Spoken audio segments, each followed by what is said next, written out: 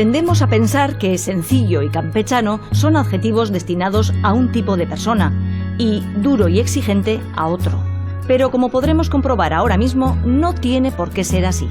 Nuestra protagonista, una potente combinación de sangre castellana, irlandesa, catalana y vasca, charló con nosotros de su infancia y su familia, pero también nos sometió a un auténtico examen. Admirada y odiada a partes iguales, la presidenta del Partido Popular de Madrid es además condesa consorte y dicen también que una mujer con mucha suerte. Hoy nos hemos venido hasta Madrid para descubrir todos los apellidos vascos de Esperanza Aguirre.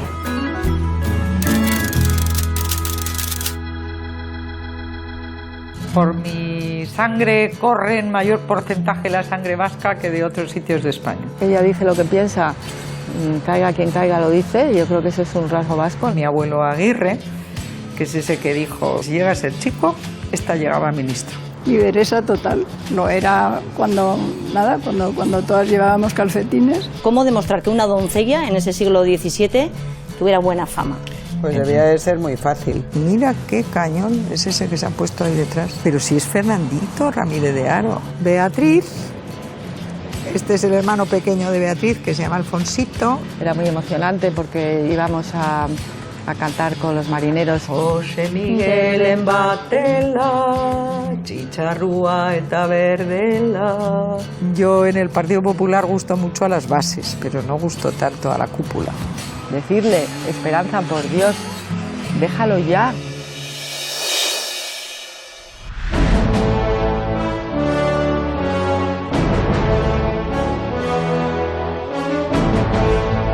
Hemos conseguido que Esperanza Aguirre nos haga un hueco en su apretada agenda, porque ya se sabe que eso de conocer las raíces vascas tira mucho.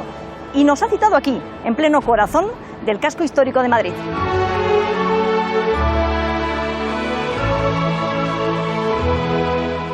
Tú, Esperanza, de parte de padre y de madre, tienes orígenes vascos. Sí, bueno, mi abuelo era Aguirre, bueno, y mi padre también, y la que más recientemente vivía en San Sebastián, toda su familia, es mi abuela materna, que su primer apellido era Vega de Seoane, que no es vasco, y el segundo es Echeverría, que ese sí es vasco, vasquísimo. El mayor número de apellidos que tengo son vascos. Muy bien. Y por mi sangre corre en mayor porcentaje la sangre vasca que de otros sitios de España. Para que nuestros historiadores empiecen a trabajar en el origen familiar de Esperanza Aguirre, necesitamos la lista de tus primeros 8 apellidos. ¿Te lo sabes? Sí. Venga. Aguirre. Primero, Aguirre.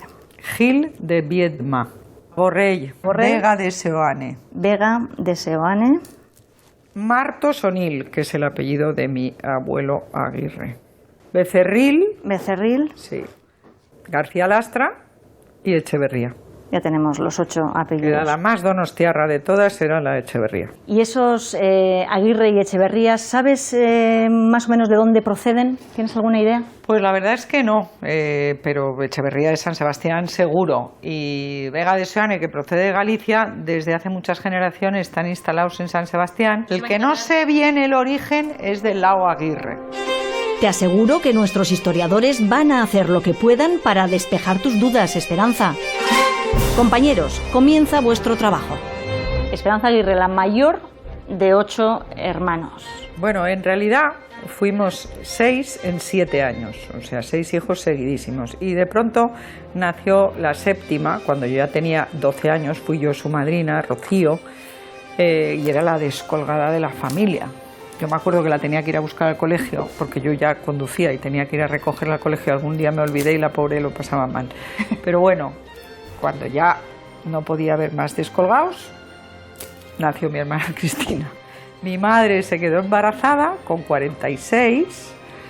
Entonces mi hermana, la que va detrás de mí, Isabel, que se iba a casar en mayo, le dijo mi madre que en mayo ella tenía que dar a luz. Y entonces nos casamos las dos juntas. Fue una boda de 4 en octubre y con mi hermana Cristina en la cuna.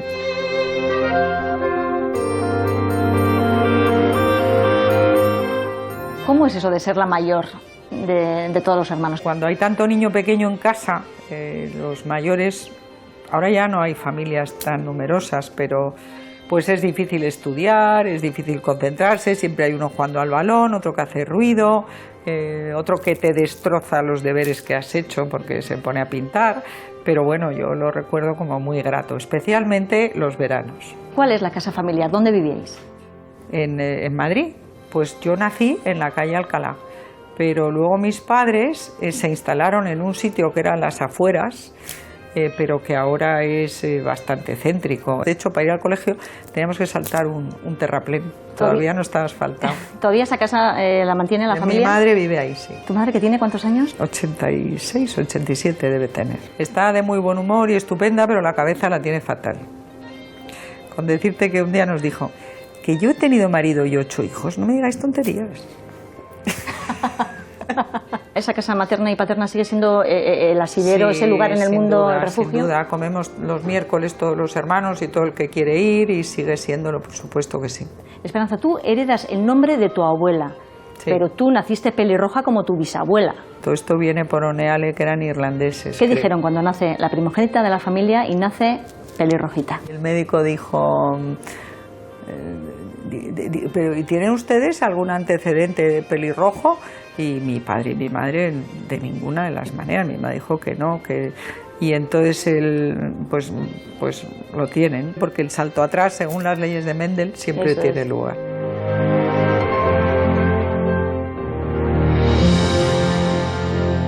Tu padre, José Luis Aguirre. A todo el que le preguntes de mi padre, te dirá que era un señor encantador. De profesión abogado, trabajó siempre en una compañía que en aquella época era muy boyante, porque en aquella época el carbón era lo más necesario y lo más importante en España, en la minero-siderúrgica de Ponferrada. ¿Era su ojito derecho, Esperanza? De mi padre no. Yo era el ojito derecho de mis abuelos Aguirre. Y de hecho viví mucho con mis abuelos en una casa que tenían en el Escorial. La Casa del Escorial en realidad está calificada como bien de interés cultural por la Comunidad de Madrid. Con sus 4 estanques, uno de ellos navegable, fue utilizada como pabellón de caza por Felipe II. Y ahora vamos a tu madre. ¿Qué me dices de Piedad? Mi madre era una mujer muy, ¿cómo te diría? Era estricta. O sea, la educación en mi casa la impartía mi madre. Mi padre era bastante blando. La educación me refiero a que lo que había que hacerlo y si no lo hacías te castigaban. Todo esto era mucho más mi madre. Y luego a mi madre le espantaban los niños y tenía uno cada año. O sea, hombre, para haberle espantado, ¿no? No le gustaban nada los niños. O sea, luego le han gustado los nietos. Mis padres siempre dijeron que no nos dejarían nada en herencia, nada más que una buena educación. Y es exactamente lo que hicieron. Yo les agradezco mucho que me enseñaran francés e inglés, que entonces no era corriente, no era natural, que me llevaran a un colegio británico. Eso se lo debo a mi abuela Vega de Seane. En el mes de julio, no podíamos perder el tiempo, tenía que haber una francesa y unas clases de gramática, j'aime, tu aimes, il aime, nous aimons, vous aimez, todo eso todos los días. Y sobre todo, que no era tan corriente entonces, no han discriminado entre la educación de las chicas y los chicos. Y luego lo pasé muy bien en la Facultad de Derecho, donde estudié la carrera aquí en la Complutense. Y, en fin, me puse a preparar unas oposiciones, ya casada. Que has dicho, alguna vez he leído también, que es una de las cosas más importantes que has hecho en la vida. Sí. La más, encontrar a mi marido y casarme con él. Después, tener a mis hijos. Y luego, las oposiciones. Ahora quiero... Uno no puede imaginar la independencia que a un político, por ejemplo, como es mi caso, le da en la vida, saber que tiene siempre un puesto de trabajo al que volver. En la casa familiar donde sigue viviendo su madre se dan cita, curiosamente, varios apellidos vascos, entre ellos el de Mercedes González de Amezúa, vecina desde la infancia que conserva multitud de imágenes y melodías de aquellos años. Los Aguirre para nosotros eran muy prestigiosos porque eran modernos. Por ejemplo, mi padre, que era músico, no quería tocadiscos en casa. Y ellos tenían tocadiscos, llamado Picú, entonces, en el cuarto de jugar. Allí estábamos bailando los discos de Chuck Berry, de Elvis Presley, de Polanca. Nos sentíamos sofisticadísimas, teníamos entre 6 y 10 años. Te puedo todavía bailar aquello, a chomme la chelombe, a chomme la chique. Anite la panocha, atache la chibú.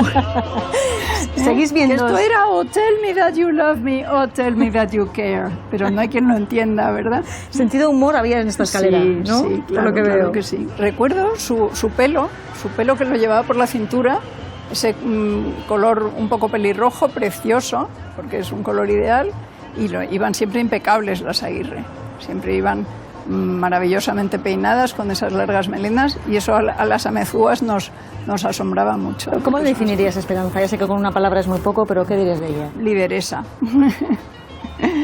Lideresa total. Lo era cuando todas llevábamos calcetines, ya se ponía al mando de las cosas, y su abuelo Pepe nos hacía una hilera larguísima por Navidades, creo que era, cantando Messier Angoulé y Espe la primera, y luego por orden así decreciente hasta los más enanos detrás. Messier Angoulé, Alean Portebú, que no ha habido en España un hombre como tú. Y entonces la larguísima hilera de monicacos, aguirres, amezúas y otros variados, porque Siguiendo a imagínate Esperanza Aguirre. Siguiendo a Aguirre, sí. Esperanza ya apuntaba maneras desde que llevaba coletas. Continuamos con su familia más cercana. Tú has conocido a tus 4, a los Sí, 2 abuelos y a las 2 sí, abuelas. y durante bastante tiempo. Mis abuelos me querían mucho, especialmente mi abuelo Aguirre, que es ese que dijo: esta niña es listísima, qué pena que haya nacido niña, porque si llega a ser chico, esta llegaba a ministro. Palabras premonitorias las del abuelo. Si hubiera montado una consulta como adivino, habría hecho una fortuna aún mayor. ¿Cómo era José Luis, el abuelo José Luis? Pues el abuelo José Luis era un señor muy trabajador, bastante hecho a sí mismo. Él, pues empezó de empleado en la compañía esta, en la minero-siderúrgica de Ponferrada. En la que luego trabaja tu padre. En la que luego trabaja mi padre. Él llega a director comercial, mi padre luego también fue director comercial, y el hecho de ser empleado en esta compañía no le impidió el crear un montón de negocios, asociarse con amigos, y además fueron todos un éxito. Mi abuelo pasó de ser un empleado modesto a un señor que tenía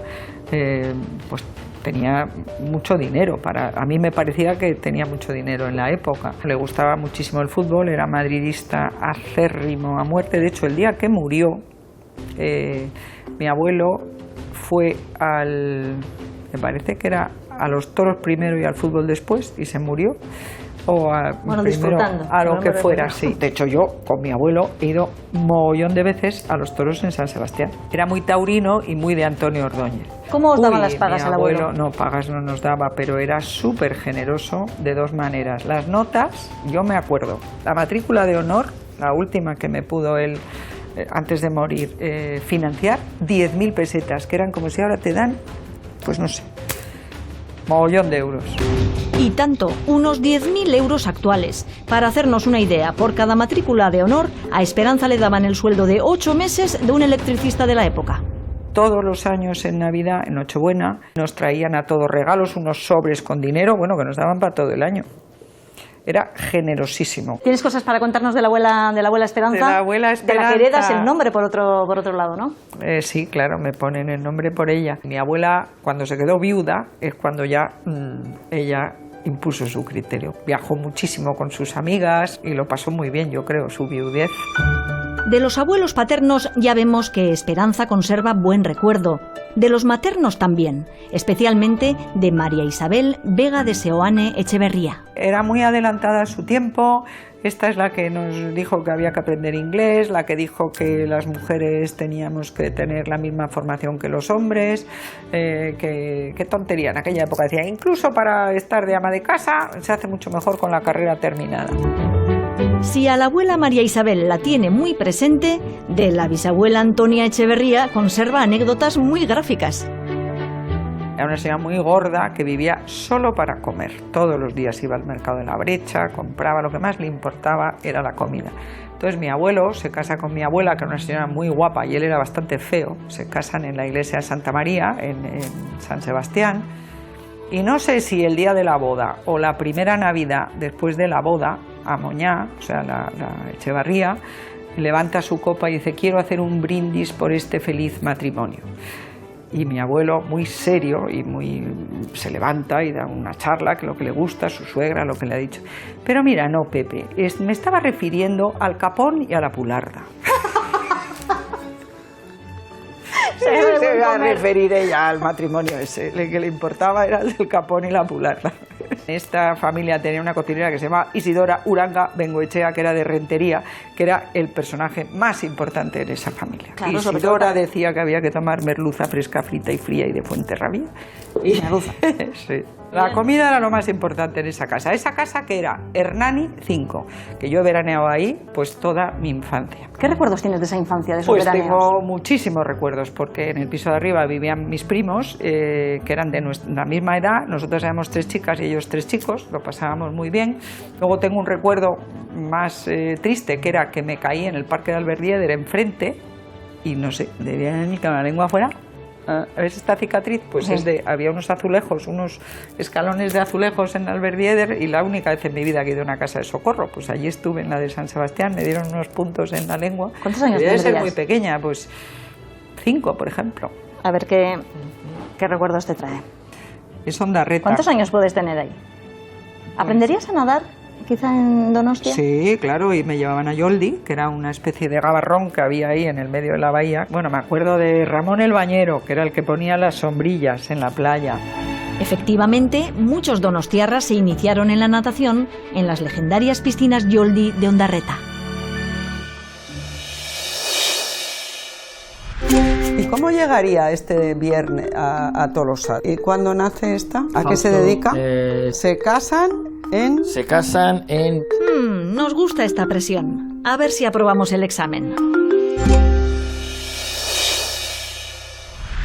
¿Qué San hacíais? Sebastián era un planazo. ¿Qué hacíamos? Pues bueno, de pequeños, ir a Igueldo era el sueño Lo más. del verano. Solamente íbamos 1 o 2 veces, y eso que el veraneo era muy largo. Llegábamos a San Sebastián en agosto, primeros de agosto, o final de julio a lo mejor, y nos volvíamos el 15 o el 20 de septiembre. Los planazos eran Igueldo y Francia, cuando éramos pequeñas, que había que pasar la frontera. Era un yuyu, porque claro, mi abuela traía unos platos de Duralex, que era completamente ilegal traer eso. Y luego, ya más jovencita, ¿cuáles son tus Y luego recuerdos de ya veraneo? el tenis, el Real Club de Tenis de San Sebastián, ese era el sitio de ligue. Entonces jugábamos al tenis. Yo muy mal y mi hermana Isabel muy bien. Y bueno, y luego en el tenis te quedabas a merendar, y luego había había las galas del tenis, que venían unos cantantes y eran fiestas y tal. La casa de Hernani la tiraron abajo y la volvieron a hacer, y mis padres no tenían dinero para quedarse con un piso, y entonces alquilábamos en Ondarreta. Vivíamos en Zumalacárregui, en la calle Zumalacárregui 1, y abajo había una heladería que se llamaba la heladería veneciana, y en esa heladería, cuando éramos demasiado jovencitas para poder ir a otro lado, el ligue se hacía ahí. Te sentabas en la calle, en la heladería, tomabas un helado, y ahí hasta que teníamos que ir a casa, pues ponte de 8 a 10, era donde se ligaba. ¿Y hasta qué edad estuvisteis veraneando en San Pues Sebastián? yo, inclusive casada, hasta los 22. La vinculación sentimental de Esperanza con Donostia fue tal que incluso su petición de mano, organizada por sus padres, se celebró en el Club Náutico. Y me acuerdo que Javier Satrústegui, que era el cronista de Sociedad, yo creo, no sé cómo se llamaría, del Diario Vasco, escribió la crónica aquella.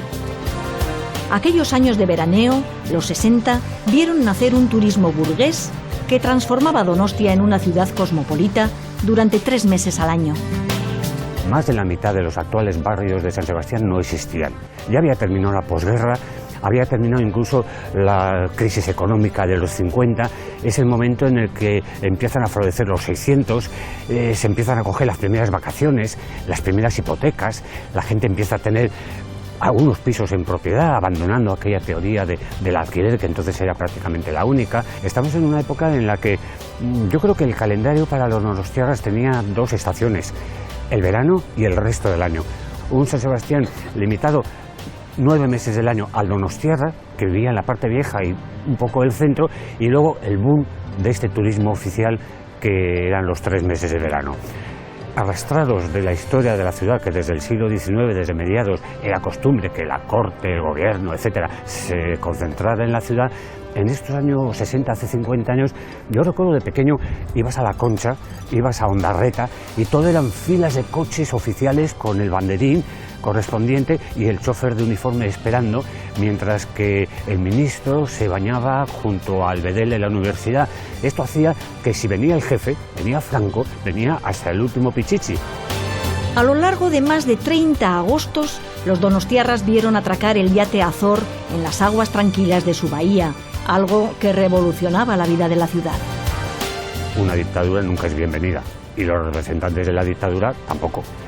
Económicamente, claro que le interesaba. Si desde 15 días antes se llenaban todas las pensiones solamente con los policías que venían. Si no había plaza, las casas de alquiler, las villas, todas las zonas residenciales que se ocupaban por este turismo oficial, que luego además, esto queda muy claro, cuando el jefe deja de venir, automáticamente todo el escalafón deja de venir. Una élite vivía intensamente aquel veraneo. Fiestas sociales en la casa del ministro, en la casa del gobernador, en la casa del embajador, en la villa de Ategorrieta, en el náutico, en el tenis, en el hipódromo. La Semana Grande existía, pero no para el donostiarra. Ni se cerraba el comercio, ni se tenía esa sensación de estar en fiesta. El de fuera sí. Desde el siglo XIX, en San Sebastián era costumbre que la gente joven paseara por distintas aceras según su nivel económico. En el Boulevard, por ejemplo, había la acera del Real, la acera de los 2 reales, la acera, quiero decir que depende de la clase social a la que pertenecías, tenías que pasear por uno o por otro lugar. Lo mismo ocurría en La Concha. La zona de la barandilla era distinta que la zona de las villitas, que era lo que ahora son las casas. Gracias a Javier Sada hemos podido revivir los paseos y el clasismo social que imperaba en la ciudad hace más de medio siglo. Volvemos con Esperanza y sus alegres costumbres familiares. ¿En tu casa es una casa en la que se ha cantado? Siempre. Se ha cantado siempre. Y entonces por eso nos encantaba ir a San Sebastián, porque las misas cantaban bien en vez de fatal como aquí. Venga, vamos. A ver si te suena esto. Hombre, esta es muy de mi madre. Sí.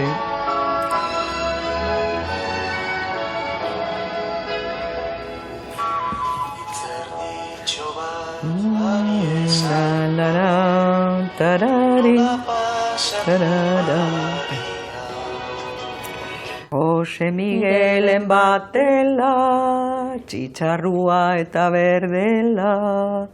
José Miguel José. Bueno, y esto te estoy cantando lo que yo oía cuando tenía 7 años, ¿eh? O sea que...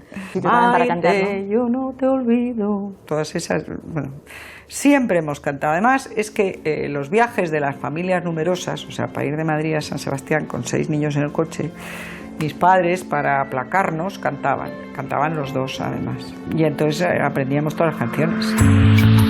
Una vez que Esperanza se casó, Donostia fue sustituida por Zarautz como destino de veraneo.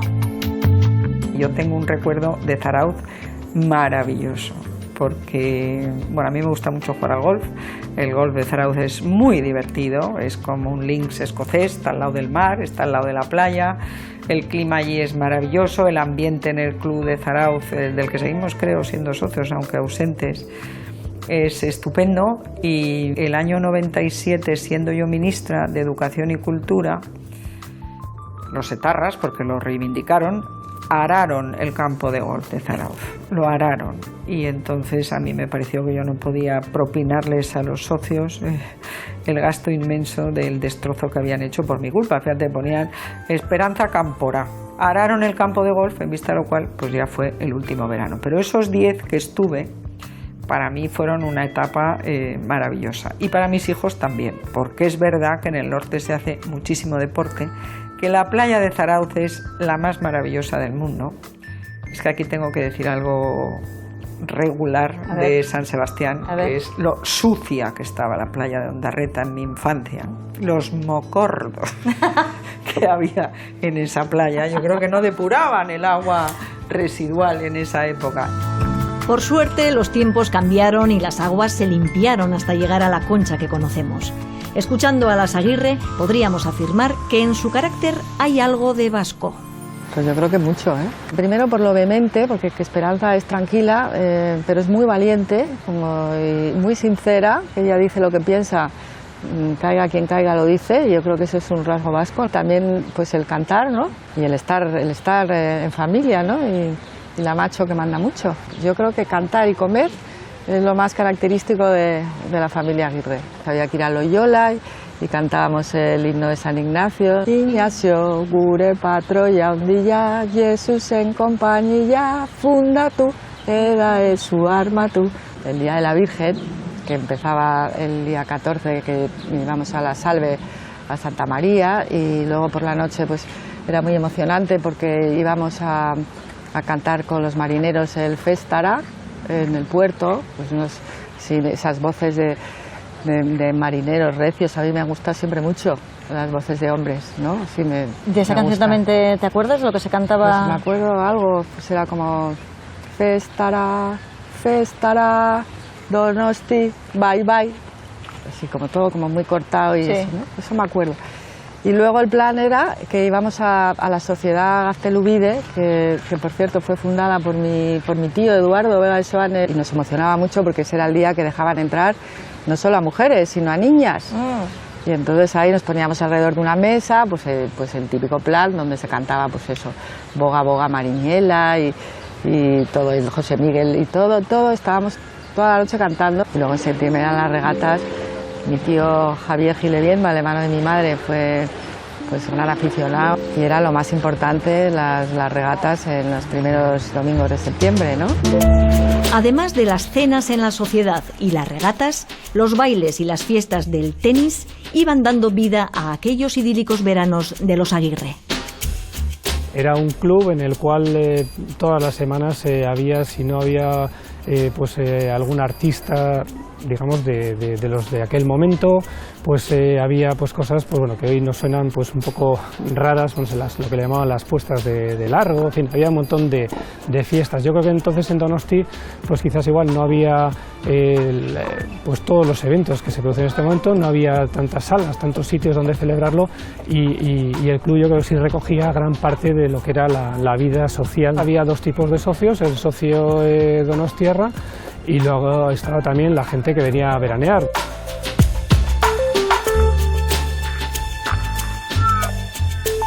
Como puedes ver en la foto, no solamente, bueno, ya sé que estaban bien a gusto. Esta es la foto de una fiesta de estas. Exacto, sí. Y entre otras, pues igual reconocéis aquí a algún personaje, mira, a ver si reconocéis quién es esta. Esperanza Aguirre. Pues sí. Está muy jovencita, más jovencita, se ve que está con las amigas y amigos. Y de amigos que habrían venido a un recital, a un concierto, pues sí, a una actuación. Esa pinta, ¿no? Tiene. Dos miembros de la familia, tíos abuelos maternos de Esperanza, compartían los rasgos que identificaban al donostiarra de pro. Su pasión por las regatas, la tamborrada y por la buena mesa de las sociedades gastronómicas, en este caso de Gaztelubide. En la ciudad de San Sebastián, el 2 de octubre de 1933, a las 4 de la tarde, se reunieron los señores Luis Illastorza, Eduardo Vega de Seoane, Francisco Mendizábal, Sotero Irazusta. Tenemos a Eduardo Vega de Seoane un año antes de la fundación. O sea, es el momento en el que se acuerda fundar la sociedad. Luego ya en el año 34, el 20 de enero, será la fundación, digamos, oficial. Hay aquí un dato curioso, estamos hablando de una despedida de soltero. Antes del almuerzo, una comisión compuesta por el irreductible Eduardo Vega de Seoane y Pepe de Endariarena, dos campeones de la soltería. Esto nos dice algo en cuanto al carácter y cómo funcionaban en la sociedad. Llevaron a casa de la novia una espléndida corbel de flores. Hay otro miembro de la familia de Esperanza Aguirre que está también muy relacionado con esta sociedad gastronómica, ¿no? Hablaríamos de Javier Gileviedma. Era tan donostiarra que vivía en la calle Rani, y tenía un barco siempre en la bahía. Mi amigo de organizar las regatas se le veía el color amarillo porque era un protector de la tainera de Orio. Sí, siempre fue así. Y con relación a la sociedad Gaztelubide, pues era una persona que venía siempre con sus amigos. Dejamos a este enamorado de Donostia y volvemos a Madrid para seguir escuchando a nuestra protagonista. Amor, familia, política. Una vez en un campeonato de España que se celebraba aquí, una amiga mía, que también era malísima como yo entonces, y yo estábamos practicando y me dijo, uy, mira para atrás, mira qué cañón es ese que se ha puesto ahí detrás, vestido de azul marino.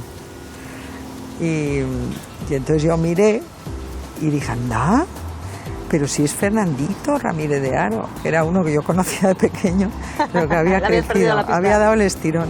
Y hasta hoy. Hasta hoy, sí, sí, sí. ¿Es definitivamente, fue y es el hombre de tu vida? Sin ninguna duda. ¿Cómo es Fernando? Bueno, pues es un hombre maravilloso, inteligente, con sentido del humor, paciente, que yo soy muy impaciente, y bueno, una persona extraordinaria. Educa muy bien a los niños y yo en eso pues me parezco más a mi padre, que no era muy buen educador. La educación exige mucho tiempo, mucha dedicación, mucha paciencia y mucho rigor. Y eso es lo que mi marido tiene. Él ha sido siempre pues muy liberal conmigo y le ha parecido bien todo lo que he hecho, pero es lo cierto que seguramente pues él hubiera tenido más oportunidades si no hubiera estado casado conmigo. Cuando hemos estado hablando de tu abuelo decías que era un hombre hecho a sí mismo y que era un hombre que había tenido suerte, pero yo creo que tú también eres una mujer de suerte. Hombre, yo he tenido una suerte increíble con decirte que he superado cosas que no ha superado nadie. Una caída de un helicóptero. Ya sabes que hay quien dice que qué suerte tuvo Rajoy de que ibas tú montada en el helicóptero, ¿no? Bueno, puede ser. Un atentado terrorista en un hotel en Bombay, un cáncer, en fin. Lo del cáncer, Esperanza, también fue una cosa vista y no vista. Si a mí me hubieran tenido que dar quimio, pues no sé si yo hubiera podido tener la fuerza suficiente para aguantar una campaña electoral. ¿No? Pero fue solo radioterapia y, bueno, unos médicos maravillosos en cuyas manos recomiendo a todo el mundo que se ponga. ¿Es una persona que se traga todo o exterioriza los sentimientos? No, yo soy una llorona, o sea, yo exteriorizo todos los sentimientos. Mi peor momento en política fue siendo concejal de Medio Ambiente del Ayuntamiento de Madrid, que había prohibido las podas drásticas e indiscriminadas de los árboles, y un día una niña de 17 años que había sacado a pasear al perro, se le cayó la rama de un árbol en la espalda y quedó tetrapléjica. Entonces, bueno, yo lo pasé fatal. Veía todas las ramas de los árboles, pero en fin, tuve la suerte de que penalmente yo había dado unas instrucciones que era que se podara cuando interfiriera a una ventana, un cable de la luz, un semáforo o cuando existiera peligro para la seguridad vial. Y por lo que se ve, el técnico de aquella zona no vigiló. Y bueno, esta chica hizo la carrera, a pesar de estar en silla de ruedas, consiguieron que se quedara embarazada después de mucho esfuerzo, se casó, es abogada. Y bueno, es una chica guapísima y feliz. Ese fue el mayor batacazo en tu vida la tristeza mayor de mi vida política, porque yo pensaba que yo tenía la culpa, luego resultó que no, pero así fue. Y ahora tienes unos nietos. ¿Cuántos nietos tienes, Pues Esperanza? ahora que solo tengo 2 hijos, hay que tener en cuenta. Sí. Y tengo ya 5 nietos, una niña y 4 chicos. ¿Eres de las abuelas que llevan fotos y van enseñando, mira cómo ha crecido? Pues la verdad es que si me piden que las enseñe las fotos, las enseño. Sí, si te pido que me enseñes, ¿nos enseñas? Sí, claro, pues que os enseño, mira. Beatriz, este es el hermano pequeño de Beatriz, que se llama Alfonsito, este es el de en medio, que se llama Fernando, y estos son los de mi otro hijo. Ser abuela de esos 5 tesoros, ¿le cambia a una la vida o la perspectiva de vida? Bueno, ser abuelo es un descubrimiento importantísimo que yo recomiendo a todo el mundo, porque los hijos, por lo menos yo, cuando tuve los hijos, no aprecié, yo nunca veía el momento de tener los niños. No hubiera sido por mi marido y no sé si los hubiera tenido. Y lo ves como algo irreversible. Bueno, pues los nietos es la cosa más maravillosa del mundo y encima la responsable no eres tú. Donde cada cual sí es responsable de lo que dice y lo que hace, o debería serlo, es en política, la faceta más conocida de esta mujer de carácter. Yo en el Partido Popular gusto mucho a las bases, pero no gusto tanto a la cúpula. ¿Y por qué crees que no gustas en la cúpula? Posiblemente porque, bueno, pues porque digo lo que pienso, soy independiente y porque siempre o al menos la inmensa mayoría de las veces, tomo las decisiones basándome en los principios. Cuando uno toma una decisión basada en los principios, aunque sea dura, nunca se arrepiente. Pero hay que ser consciente de que eso, en ocasiones, tiene un peaje que paga el entorno más cercano, aunque la apoyen incondicionalmente. ¿Os habéis visto incluso que profesionalmente y en vuestras vidas personales ha influido negativamente la carrera política de vuestra hermana?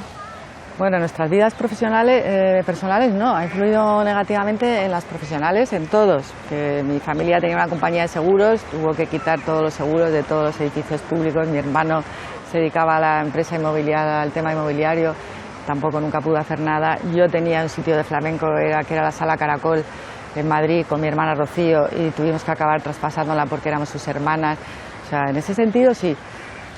Pero... ¿Le habéis echado en cara vosotros eso a vuestra hermana? No, al revés. Nosotros encontramos que lo que tenemos nosotros que hacer es ayudarla y apoyarla, porque es bastante difícil y pesado es lo que ella hace, ¿no? Y nosotros la ayudamos en lo que podemos. Decirle, Esperanza, por Dios, déjalo ya. Pero no solo nosotras, ¿eh? Mi madre y mi tía se lo han dicho desde el principio casi. Y en estos últimos tiempos se lo hemos dicho todos. Pero por otro lado, ¿ves?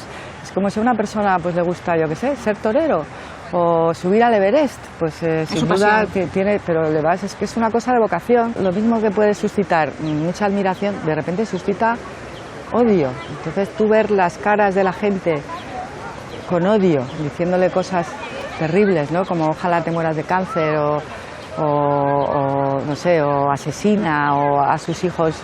Claro, pues es horrible. ¿Qué sentido tiene estar dejándome la vida en algo que no, que en lo que lleva desde que tiene, no sé, 25 años y ya tiene 62 y no ha hecho nada de lo que hacen las personas normales?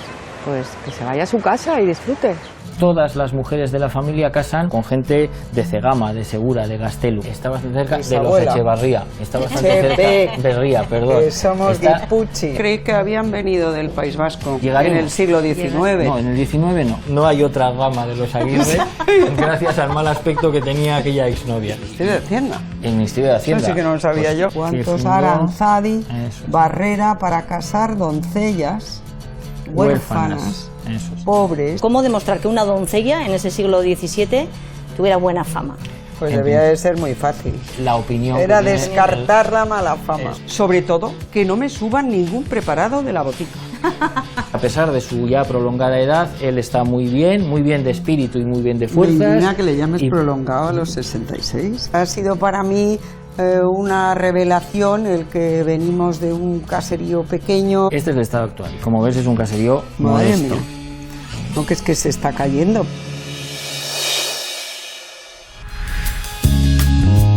Juanma, Silvia y María han invertido incontables horas revisando partidas sacramentales, protocolos notariales y todo tipo de documentos para reconstruir el pasado de esta familia. Llega el momento de volver a Madrid con nuestras conclusiones. Y Esperanza nos ha citado aquí, en el despacho que ella tiene en la famosa sede que el Partido Popular tiene en la calle Génova. No nos hemos visto en otra, dibujar un árbol genealógico, el de Esperanza Aguirre, en esta mítica sede.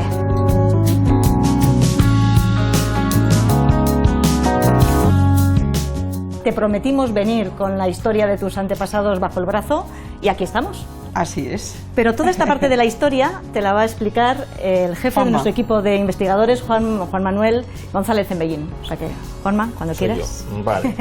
Bueno, evidentemente en tus apellidos se acumulan apellidos muy ilustres, muchos honores, muchos títulos. Nosotros nos vamos a quedar solo con dos de ellos, con el primero y el octavo, que son los que por razones evidentes nos interesan más. Es Aguirre y Echeverría. Efectivamente, Esperanza. Que somos más guipuchis que los que somos más de Bilbao. Vizcaínos. Aguirre. Bueno, los Aguirres lleváis en Madrid pues algo más de un siglo, ejerciendo de abogados con puestos, sobre todo en el Ministerio de Hacienda. ¿Ministerio de Hacienda? El Ministerio de Hacienda. Eso sí que no lo sabía yo. Pues sí. Habéis tenido mucho que ver con aduanas y con Hacienda. ¿Ah, sí? Y lo cierto es que habéis ocupado muchos puestos en la administración. ¿Sí? Entonces, sí, por lo menos. Yo creí que era yo la primera. No. Pues no eras la primera. Diputados a Cortes, senadores, secretarios del Congreso, alcaldes. Empezamos por tus padres, que son José Luis Aguirre y Piedad Gil de Viedma. Gil de Viedma, efectivamente. Vamos a colocar aquí a tus padres, José Luis y Piedad, bailando. Mira qué bonita foto. A pesar de que tu padre era una persona muy atareada, bueno, pues parece que tenía tiempo. Además de ganas, humor y alegría para irse a bailar con 8 chiquillos en casa. Con 8 chiquillos en casa. ¿Tú crees? Yo creo que eso sería antes, ¿no? De novios o en los primeros años, ¿no? Tu padre, José Luis Aguirre, era hijo, y me voy a ir un poco para este lado, de otro José Luis Aguirre y de Esperanza Borrell. Exactamente. Esperanza. De ahí es mi rama catalana. José Luis Aguirre fue en algún momento teniente de alcalde de Madrid. Todo viene de la minero siderúrgica de Ponferrada. Mi abuelo fue concejal del ayuntamiento porque después de la guerra en Madrid hubo un problema para las calefacciones y entonces la minero siderúrgica suministraba carbón y el ayuntamiento, que tenía un área de abastos, de abastecimiento, necesitaba alguien que garantizara el carbón para poder tener calefacción en invierno, y por eso fue concejal mi abuelo, no porque estuviera en la política. Fue porque resolvía el problema. Sí, le resolvía el problema. Por lo menos eso decía él. Bueno, y aquí tenemos a tus abuelos José Luis y Esperanza Borrell en el día de su boda. Fíjate. Antes de seguir con los Aguirre, nos vamos a parar un poquito en Esperanza Borrell. No en Esperanza, sino en sus padres, Félix Borrell y Concepción García Lastra, ¿no? Félix, a mí me ha parecido un personaje curioso, porque mientras, digamos que la línea Aguirre es, bueno, pues la gestión, la administración, los abogados, este hombre, que era farmacéutico, forma parte de varias sociedades musicales, funda sociedades musicales, escribe sobre música, pero me ha llamado la atención que formase parte de una asociación que se llamaba Unión de Abonados a los Toros, que me ha parecido una cosa muy peculiar. Y luego además pintaba, escribía, etcétera. Era un paisajista, bueno, en San Lorenzo del Escorial tiene una calle, la calle del paisajista Borrell. Escribió un libro de toros, firmaba Félix Bleu y bueno, tenía mucha gracia porque era boticario, tenía la farmacia en la Puerta del Sol, justo donde yo he tenido el despacho cuando he sido presidenta de la comunidad. Y dicen que cuando se ponía malo, él se acatarraba, como estoy yo acatarrada ahora, dicen que gritaba, sobre todo, que no me suban ningún preparado de la botica. O sea, que en casa del herrero estaba claro. El farmacéutico Félix Borrell sentía tal pasión por la música que llegó a fundar la Asociación Wagneriana de Madrid.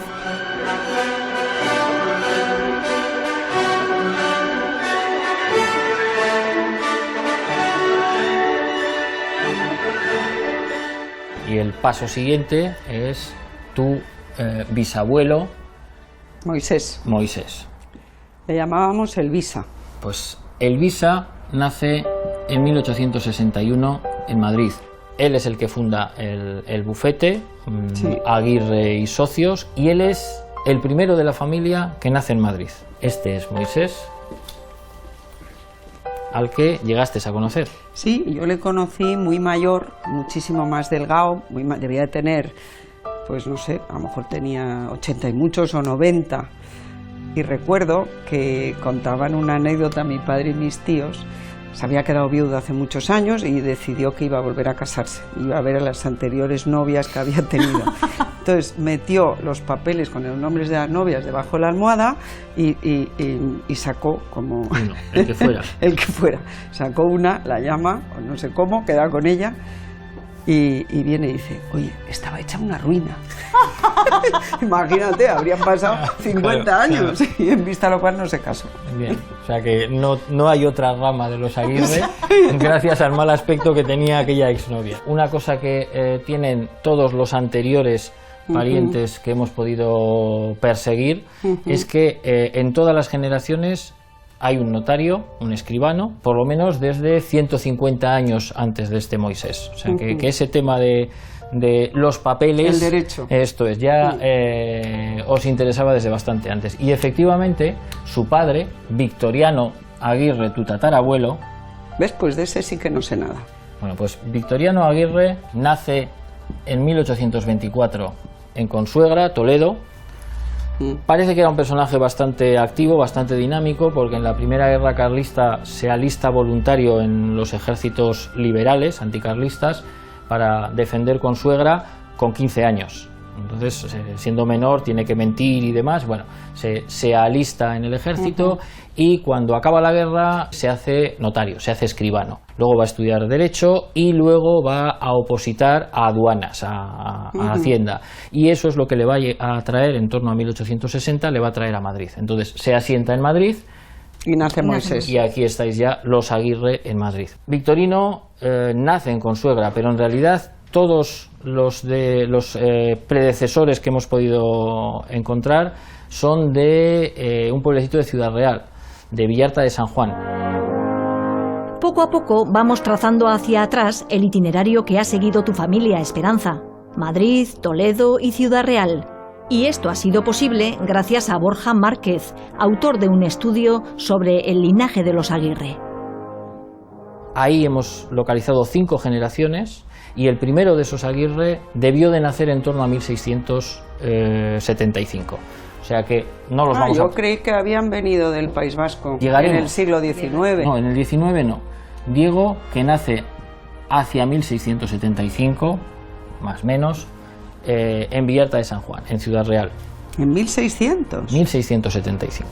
En Villarta hay otras 4 generaciones más y el último de estos 5, Diego más 4, Joaquín, es el que abandona Villarta de San Juan, se instala primero en Daimiel y luego va a Consuegra, en Toledo. ¿Por qué dan el salto de Villarta después de estar ahí más de un siglo? ¿Por qué dan el salto? En 1808, en Villarta de San Juan, durante la Guerra de la Independencia, acaba de empezar la Guerra de la Independencia, y bueno, y los vecinos de Villarta de San Juan protagonizan un golpe contra el ejército francés. El ejército francés, en venganza, en represalia, arrasa el pueblo. Y entonces parte de la población se queda, pero otra parte escapa, se marcha. Y unos de ellos son los Aguirre. Joaquín Aguirre, que se marcha a Consuegra. Y por la línea de los Aguirre, hasta aquí hemos llegado. Hasta Diego Aguirre, nacido en 1675 en Villarta de San Juan. Evidentemente Aguirre no es un apellido característico de Villarta de San Juan. No, por eso digo yo que es muy divertido, sería muy interesante saber por qué se vinieron. Sin duda, pero a ese por qué la documentación que hemos consultado no nos ha dado una respuesta certera. Solo podemos hablar de hipótesis. Vamos a hacer cábalas, vamos a suponer. Hay muchos vascos que bajan, hay una primera oleada de vascos que baja con la Reconquista. Según van avanzando los ejércitos, esos vascos están integrados en el ejército, son soldados. Y algunos, en lugar de seguir avanzando con la Reconquista, claro, la Reconquista no es un avance constante, hay parones. Entonces, bueno, pues llegan a un sitio, se quedan y se asientan. Esta zona de Villarta se reconquista definitivamente después de las Navas de Tolosa, durante el siglo XIII. Entonces, probablemente los Aguirre están ahí desde el siglo XIII. En esa batalla, el 16 de julio de 1212, la coalición cristiana encabezada por Castilla y formada por unos 70.000 soldados derrotó a los 120.000 almohades. Otra opción, por dar posibilidades. En el siglo XVI hay una nueva oleada más reducida de migrantes vascos que vienen a toda esta zona. Son canteros. Son canteros que vienen a trabajar, son vizcaínos y guipuzcoanos fundamentalmente, que vienen a trabajar en las muchas iglesias, palacios, etcétera, que se están construyendo. En el Escorial hay muchos canteros vascos trabajando, por ejemplo. Entonces, también sabemos que muchos de ellos se quedan por aquí. Es posible. Quizá en la piedra que tallaban esos canteros quedó la firma de tu antepasado, Esperanza. O quizá provengas del terrible buscador de El Dorado y conquistador Lope de Aguirre.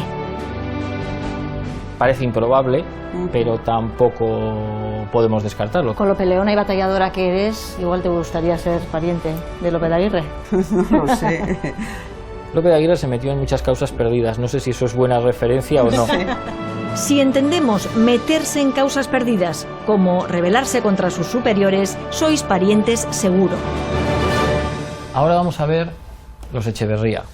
Pero con los Echeverría nos ha pasado una cosa curiosa. Con los Aguirre no tenemos problemas hasta esta fecha de ir de Aguirre a Aguirre, como suelen decir en genealogía, de varón a varón. Claro, como son todo chicas, vamos, en mi lado somos... Pero es que además no hemos podido seguir más que a través de las chicas. Todos los predecesoras que nos han permitido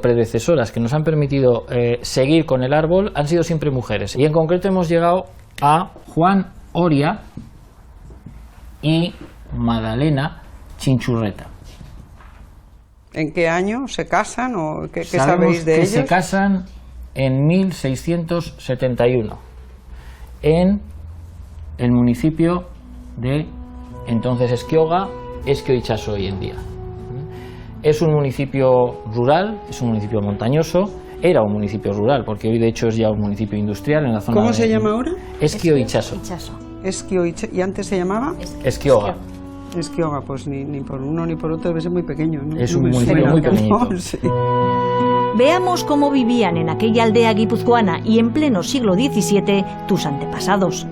Sí, tenemos el documento en el que se establece lo que él aporta al matrimonio y lo que ella aporta al matrimonio.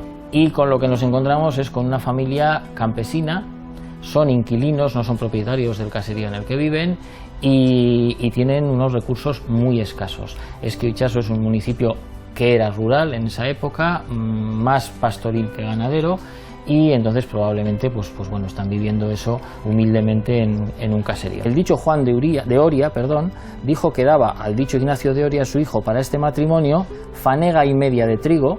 Fanega y media, bueno, la fanega es unidad de volumen, equivale a unos 75 litros de trigo. ¿Kilos serán? No, litros, porque lo consideran volumen. Y entonces, al margen de lo que pese ese trigo, ellos lo miden con unas artesas. Y otro tanto de maíz, 2 ovejas, un par de layas, es decir, la laya es un instrumento para arar cuando no tienes tiro, cuando no tienes bueyes para tirar del arado. Una azada para arar a pie, a mano, eso es, o sea, se clava, luego se empuja hacia abajo con el pie y se tira.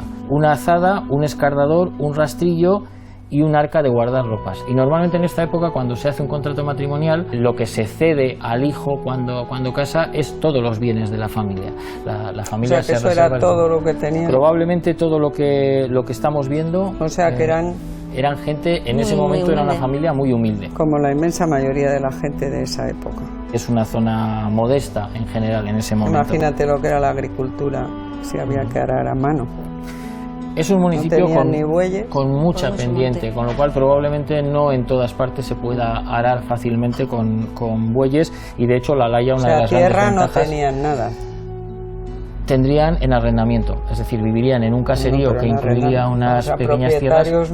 No tienen propiedades. Josefa de Mendizábal, la madre de la novia, porque es viuda esta mujer, daba a Josefa a su hija en dote una cama cumplida al uso de la tierra, 2 arcas, una mayor, una oveja con su cría, un par de layas, una azada, un escardador. ¿Ese contrato dónde está? ¿Dónde se...? Esto se hace ante notario. Ante notario. ¿Ya existían los notarios? Sí. En el 17. Y entonces esto está pues en el archivo de protocolos de Guipúzcoa, es decir, se conservan los registros notariales y afortunadamente pues los hemos encontrado aquí.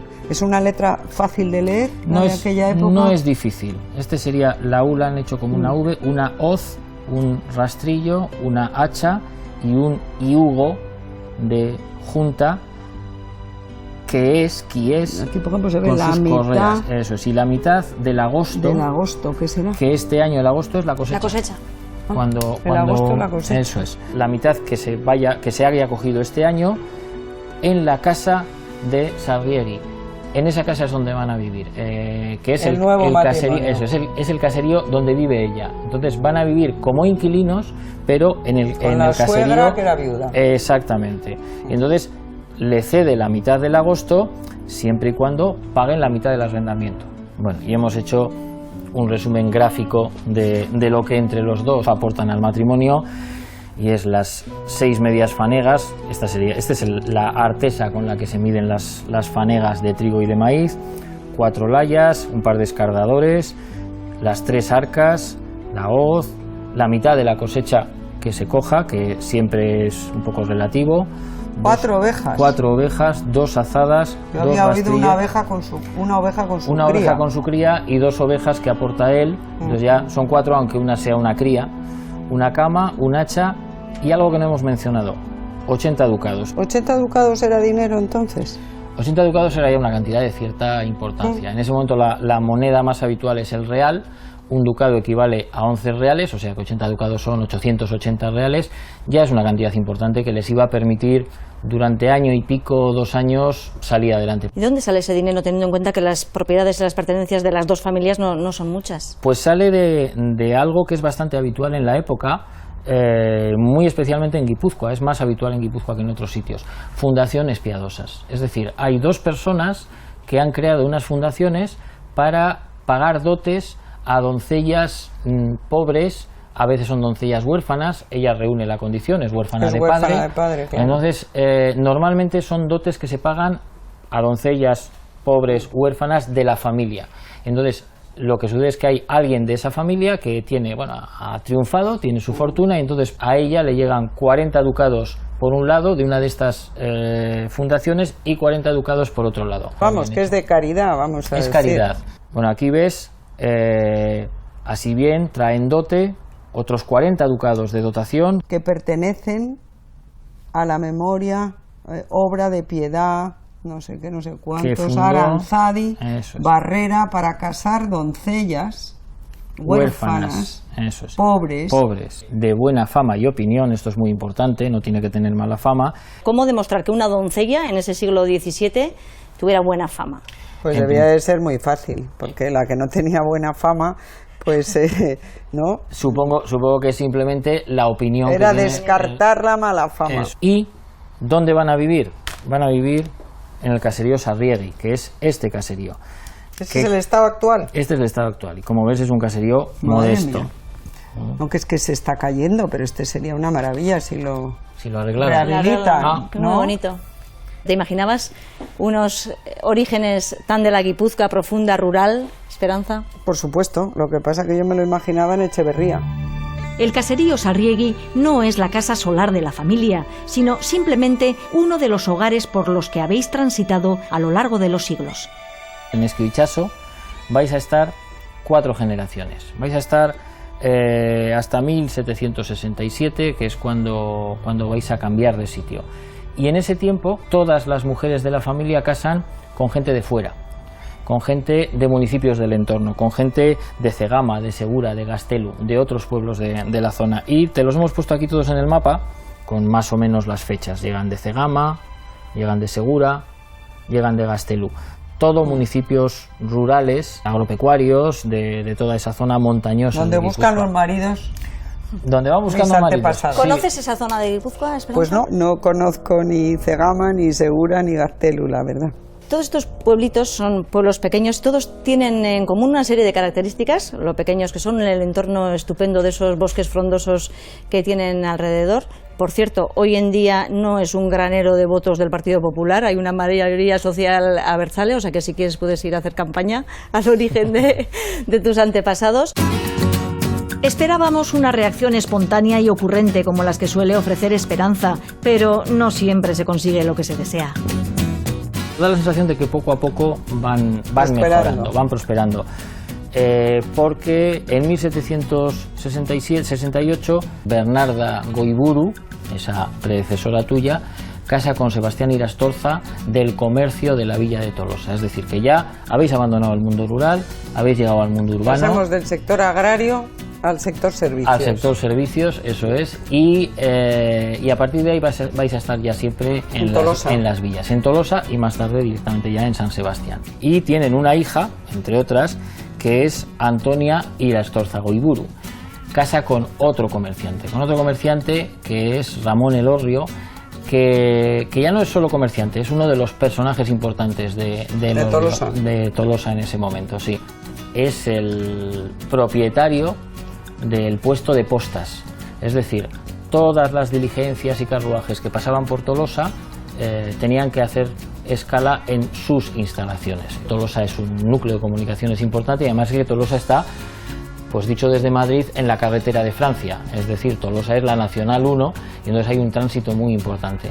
Eso va a generar mucho dinero. Entonces, ¿pero ellos, por qué? ¿Porque cambiaban los caballos de ellos las eran los que cambiaban diligencias? los caballos, los que cambiaban los y no carros, si podían era necesario. hacerlo otros, no había competencia. Tenían el monopolio. Esa casa de postas formaba parte de un entramado de rutas de diligencias, aquellos maravillosos vehículos tan cinematográficos que circulaban a 15 kilómetros por hora, transportando viajeros y correspondencia.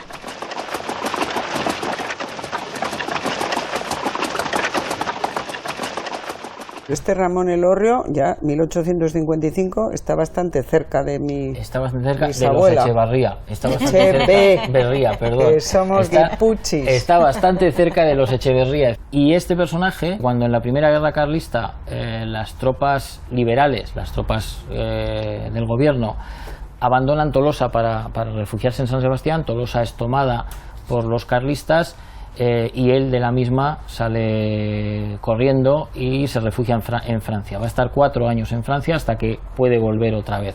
Entonces, era gente señaladamente liberal. Bueno, o sea que tenemos liberales por los dos lados. Eso me tranquiliza.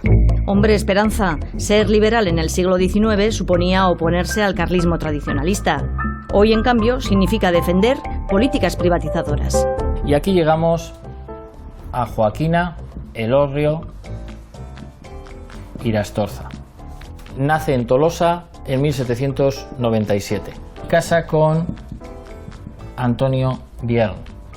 Antonio Biern es un médico nacido catalán, ¿no? en Besalú, en Girona. Ah, pues mira, mi parte catalana, los Borrell y los Bien, son de Gerona también. Se casa en 1820 con Joaquina, ha sido contratado como médico municipal en Tolosa en 1818 y va a ser médico pues hasta que se jubila y más allá, porque en el año, cuando tiene 66 años, todavía se le hace un contrato de prórroga de 9 años, porque se dice en el contrato además que a pesar de su ya prolongada edad, él está muy bien de espíritu y muy bien de fuerzas. Me indigna que le llames prolongado a los 66. ¿No bueno, quiere jubilarse? Está a ver, estamos en la flor de la vida. Estamos hablando Para de un médico mucho más. Yo siempre me opuse legislación. a los que se empeñaban en la Comunidad de Madrid a jubilar a los médicos con 65. Pues, si están en lo mejor, es cuando de verdad tienen ojo clínico. Pues él desde luego se mantiene otros 9 años más, que es lo que le fijan por contrato.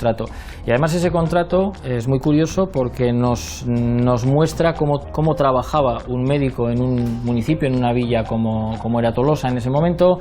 Estipulan el sueldo, un sueldo fijo, y además cobra por cada visita. Por cada visita que hiciese a los enfermos por quienes fuere llamado, no pueda exigir más que un real de vellón. Y luego se sigue a los enfermos pobres nada, a los que están en el hospital tampoco nada, etcétera. Entonces lo van regulando todo. Y luego estipula lo que hay que cobrar cuando va a los caseríos, porque Tolosa es la villa, pero tiene un entorno rural. Entonces los caseríos que están a más de una legua se cobra una cosa, a menos de una legua, hasta media legua otra cosa, y a los que están a menos de media legua otra cosa distinta. En kilómetros o en metros, ¿cuánto es una legua? Una legua no es una medida exacta. Se traduce como la distancia que puede recorrer una persona en una hora, casi 5 kilómetros. Trasladarse a los caseríos estos que tenía que ir a una legua o a media legua, Sí. Vaya usted a saber en qué iban. Pues a me caballo, a lo imagino mejor. que tendría un caballo, porque los caminos no estarían en muy buenas Tendría que ir a condiciones. caballo. Probablemente se movería a caballo por el pueblo. ¿Cómo llegaría este viernes a Tolosa desde Gerona? Tolosa pide informes de médicos que acaban de terminar la carrera, y entonces de la Universidad de Barcelona le mandan los expedientes académicos, diríamos hoy, de de dos médicos. Uno de ellos es Biern, les parece el más adecuado, tiene unas calificaciones de sobresaliente, y precisamente aquí tenemos el contrato en virtud del informe del Real Colegio de Cirugía Médica de Barcelona, donde hizo sus estudios con las notas de sobresaliente en todos los cursos académicos. Que era un crack, Antonio Biern. Efectivamente. Entonces escogen Pues mira, a Biern. no ha habido médicos en la familia que yo sepa después. Habéis tenido boticario.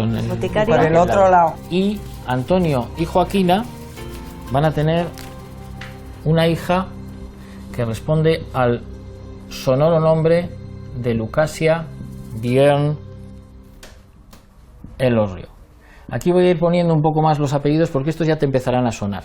¿Y cuándo nace esta? En 1820, el mismo año en que se han Porque casado. esta debe ser mi tatarabuela, porque mi tú eres- bisabuela es se Echevarría llamaba Bierne. Antonia Echevarría Bierne. Eso es. Y Lucasia, efectivamente, casa con Con Fausto Ese no Fausto. sabía yo que mi tatarabuelo se llamaba Fíjate, Fausto. Fausto y Lucasia. Son dos nombres, ¿verdad?, de ópera total. Se casan en Se casan en 1844. 1844. Es decir, ella tiene 24 años. Ujú. Fausto es un gran personaje de la economía guipuzcoana. ¿Ah, sí? ¿A qué se Fausto, dedica? Se dedica a todo. Era consignatario de buques, propietario de un bergantín, fundador de una compañía de ferrerías, copropietario de Belarria y Compañía, que era una fábrica de porcelanas en Navarra, fundador de Bañol Hermanos y Compañía, que era una fábrica de cerámicas en Pasajes. ¿En qué momento se van de Tolosa a San Sebastián? Se casan ya en San Sebastián. Fausto vive en San Sebastián y Lucasia, que ha nacido en Tolosa, ¿Y pasa dónde a San se Sebastián y casan? se casan ahí. Tenemos la respuesta en la iglesia de San Vicente Mártir. De aquí tenemos a Antonia Esa era Moñá, sí. Echeverría. Va a casar con Baldomero. Baldomero Vega de Seoane. Fue marino, participó en la guerra de Cuba, además se dedicó a obras de ingeniería. En Benigembla, en Alicante, construyó los muros de contención que evitan las inundaciones con el río, ¿Ah, sí? del río ¿Baldomero? Jalón. Sí, y hay una calle con su nombre. ¿De Baldomero Vega de Seoane? Esto Hombre, es. pues mira, qué buena noticia, no lo sabía. Pues ya tengo dos parientes con calle, el eso te iba paisajista diciendo. Borrell Eso es. y Baldomero Que Vega por de las dos Seoane. líneas, ¿no?, sin Sí, conocerse, sí, sí. tienen ya... Sí. Baldomero, que efectivamente fue diputado a Cortes por Pego, en Alicante, y que entre otras muchas cosas fue presidente del Real Club Náutico de San Sebastián. Ah, tampoco lo sabía. Estas son algunas huellas de los Vega de Seoane en Donostia, la placa de Baldomero en el Náutico y el panteón donde reposan los restos de esta rama familiar en Polloe. Toca ya presentar a nuestra protagonista, al anónimo que está conectado con ella en Donostia. Qué maravilla, esos bancos que me recuerdan a mi infancia, siempre tan maravillosamente bien pintados. Mi abuelo primero y mi padre luego fueron los dos alcaldes de San Sebastián. Primero el abuelo, nace en 1887, ¿y en qué periodo fue alcalde de Donostia? Pues poco tiempo, estuvo un año. Prácticamente le nombró primo de Rivera y sé que por discrepancias políticas dimitió. También ocupó otro cargo de relevancia dentro de la ciudad, ¿no? Sí, fue presidente de la Real y quería muchísimo a la Real. Este era tu abuelo. Sí. Y luego hay como una especie como de herencia familiar. Porque Sí, mi ¿no? padre también fue alcalde de San Sebastián. Sí. ¿En qué periodo fue? Un poco más de tiempo, ¿eh? Sí. Del 58 al 60, o una cosa así. Fue una personalidad. Sí, bueno, mi padre siempre tuvo una vocación pública que yo encuentro admirable, porque fue presidente del Grupo Aranzadi, era cónsul de Finlandia, sé que estuvo implicado en el Cross de la Salsa, bueno, estaba metido en todas las salsas. Ahora sí, Esperanza, vamos a ver qué apellido se esconde detrás de estas personas tan ilustres para esta ciudad. Anchón Vega de Seoane, el nombre. Nuestro apellido común es Vega de Seoane. Claro. Mi abuelo y su abuela eran hermanos, compartimos bisabuelo. Y vivían en la misma casa, en Hernani 5. Los he conocido, pero es verdad que nos hemos tratado poco. Comprobado que el entronque familiar de Esperanza con Donostia se mantiene, continuamos descendiendo por la rama de los Vega de Seoane. Baldomero y Antonia tienen varios hijos, entre los cuales está Isabel, Marisabel, que era como le gustaba que la llamaran. casa con José Gil de Viezma, que por cierto está emparentado también con Jaime Gil de Con el Viezma. poeta, el poeta es primo hermano de mi madre. Y ya de José Gil de Viezma y Marisabel llegamos a mi madre, a sí. Piedad Gil de Viezma, tu madre. Bueno, y vamos a acabar de ilustrar un poco el árbol, vamos a recuperar este caserío vinculado a los primeros momentos Sarriegui, a los primeros momentos de la familia en Esquio, y bueno, pues a ti te ponemos con tu madre Piedad. Pues mira, está muy bien esto que habéis hecho, ¿eh? Lucasia y Fausto, que fueron los que sacaron a la familia adelante, ¿no? Fueron, hombre, ya... No, antes ya, el Hórreo, ya, ¿no? eso, El Hórreo. eso, ya en Tolosa la familia está acomodada, pero efectivamente Fausto Y estos Echeverría pobres, es el- los del testamento con estos aperos de labranza, Sí. que era todo lo que tenían, ha sido para mí una revelación el que venimos de un caserío pequeño y luego de Tolosa. Yo lo que sabía es que Amoñá vivía en San Sebastián y que todos vivían, pero vamos, el apellido más cercano a San Sebastián que yo tenía era Vega de Seoane, Echeverría, por supuesto. Sí. ¿Te ha sorprendido este origen en la No, me Guipúzcoa ha profunda gustado rural? muchísimo los apellidos tan Tienes maravillosos preciosos. que tengo. Preciosos. Sí, eso es Voy a lo que salir de más me ha Echeverría, gustado de pero- todo. El Chinchurreta, Chinchurreta, el Irastorza, el Hórreo y algunos más que habéis Sí, sí, dicho. Gloria, Sí. sí. Y Aranzadi debía de ser algo, porque ¿por qué Aranzadi le deja la beca Aranzadi- de los 40 Ducados, ducados sí. a esta Aranzadi estaría antepasada emparentado. mía? Por algo sería. La que era muy guapa era esta. Marisabel. La abuela. Isabel, sí. Cuando se casó con mi abuelo, que era bastante feo, creo que decían al entrar en la iglesia de Santa María, pero esta chica tan guapa, ¿cómo se casa con un hombre tan feo? Bueno, Esperanza, este Muy es bien. tu árbol genealógico. Oye, pues muchísimas gracias por el trabajo que habéis hecho y enhorabuena, ¿eh? Y Me he muchísimas quedado gracias. muy impresionada. Esperanza, todos los documentos que hemos encontrado de tu familia están recogidos en esta carpeta, Oye, que es muchísimas el gracias. regalo que te hacemos Muchas desde gracias. todos los apellidos vascos, que tienes una buena colección de apellidos vascos. Os felicito por este programa. Encantada. Es que ricasco. Ricasco. Nunca he sabido si dices K ricasco o es que ricasco. Es- Sé que se escribe con E, pero... Sí, es que ricasco. Es que ricasco a todos. De este caserío Sarriegui, aquí en Esquío Itxaso, procede la familia materna de Esperanza Aguirre. Vivieron aquí a finales del siglo XVII. Aquí comenzó su historia y aquí termina nuestro capítulo de hoy. Recogemos nuestros bártulos tras haber conocido mejor a una de las políticas más controvertidas de la escena española. Volveremos a la carga con otro gran personaje en una semana. Contamos con vosotros.